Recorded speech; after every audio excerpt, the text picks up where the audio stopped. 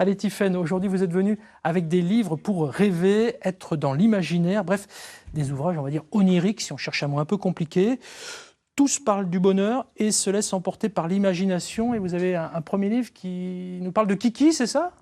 Oui, Kiki en promenade. Je sentais que vous aviez envie d'aller faire un tour dans la campagne. Alors j'ai choisi ce livre.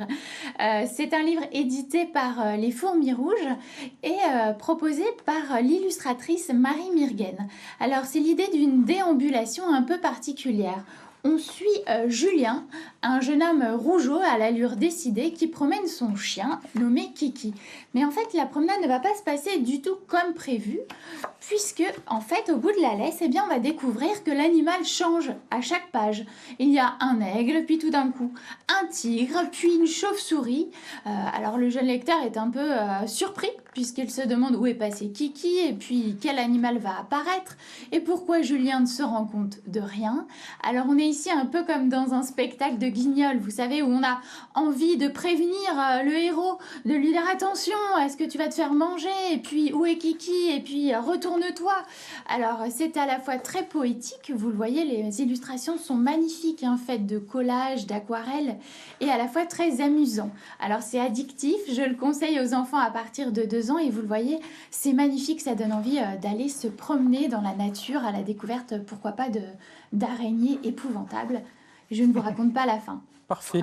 Kiki, j'aime bien, un premier album édité par les Fourmis Rouges, qu'on salue. Tiens, Grégoire, vous le papa d'un enfant de 4 ans, il bouquine un peu votre fils ou pas ? On bouquine ensemble énormément et ça pourrait tout à fait lui plaire. Ah ben parfait. Hugo, tu rêves, c'est le titre et c'est le premier choix de Tiffaine. Le prochain livre est dédié aussi à tous les enfants rêveurs, ceux qui, on va dire, entendent toute la journée. Ah ben tu rêves, mais t'es avec nous là, qu'est-ce que tu fais, t'es sur ta planète, enfin ça va pas, j'en passe, j'en oublie, Tiffaine.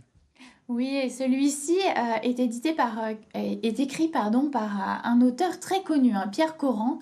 Alors c'est un poète, c'est un auteur jeunesse belge. Alors on étudie souvent d'ailleurs ses poèmes à l'école. Et il adore rêver et il aime beaucoup les enfants rêveurs. Et il veut les réhabiliter avec ce livre. Puisque vous savez, Hugo, c'est ce genre d'enfants, vous l'avez dit, qui ont toujours la tête dans les nuages. Et pour lui, eh bien, un lavabo, c'est plutôt une cascade. Et puis, il n'aime pas les gens pressés comme ça qui viennent interrompre ses rêveries. Parce qu'évidemment, tout le monde est toujours très pressé. Et vous voyez, avec les illustrations de Nathalie Pauillac, eh bien, on découvre à la fois la réalité et ce que voit Hugo.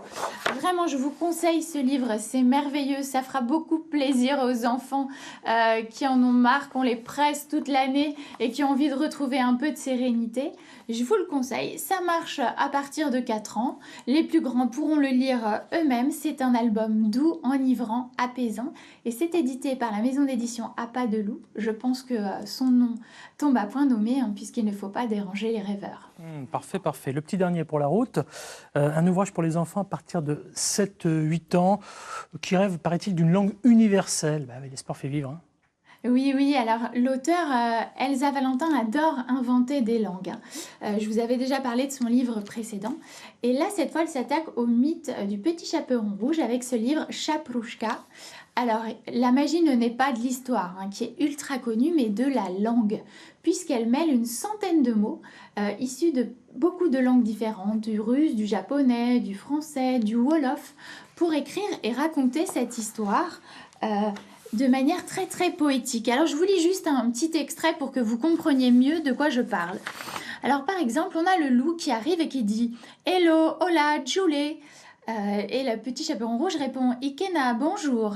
Et toi, vieux loup pelé, no tout doux ?» Alors vous voyez, cette langue roule comme un collier de perles et c'est très doux, très poétique. On ne peut pas la comprendre avec son intelligence, mais plutôt avec son cœur. Je vous conseille vraiment ce livre illustré par Floris Saint-Val et publié par Syros. Vous trouvez les mots prononcés avec le bon accent sur le site internet. Et c'est vraiment un livre idéal pour rêver de voyage, de fraternité et justement d'une langue universelle. Parfait, moi j'aime à retrouver cette sélection livre évidemment sur France.tv et sur les réseaux sociaux. Le premier c'était Kiki en promenade. Le titre est sympa. Hugo, tu rêves, le second. Et le troisième, Chaprouchka et Cocorico. Parce que, regardez, je ne sais pas si c'est un hommage aux Bleus qui vont jouer ce soir, mais je vais montrer, hop là, ma basket, qui est la même couleur, exactement la même couleur que votre robe. Hein. Ah ben oui, mais nous sommes à l'unisson, Pascal.